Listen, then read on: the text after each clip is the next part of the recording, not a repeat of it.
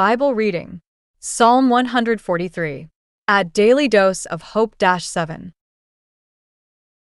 143 സങ്കീർത്തനം.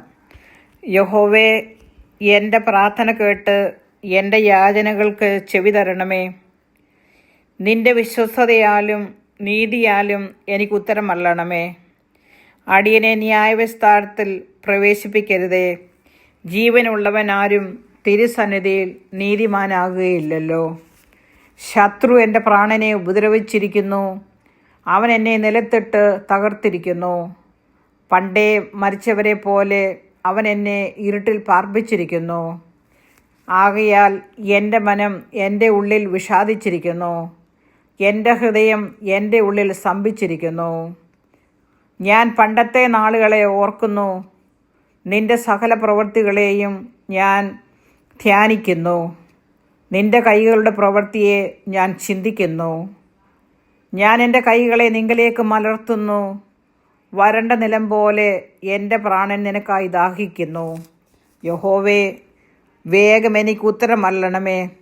എൻ്റെ ആത്മാവ് കാംക്ഷിക്കുന്നു. ഞാൻ കുഴിയിൽ ഇറങ്ങുന്നവരെ പോലെ ആകാതിരിക്കുവാൻ നിന്റെ മുഖത്തെ എനിക്ക് മറയ്ക്കരുതേ. രാവിലെ നിന്റെ ദയ എന്നെ കേൾക്കുമാറാക്കണമേ. ഞാൻ നിന്നിൽ ആശ്രയിക്കുന്നുവല്ലോ. ഞാൻ നടക്കേണ്ടുന്ന വഴി എന്നെ അറിയിക്കണമേ.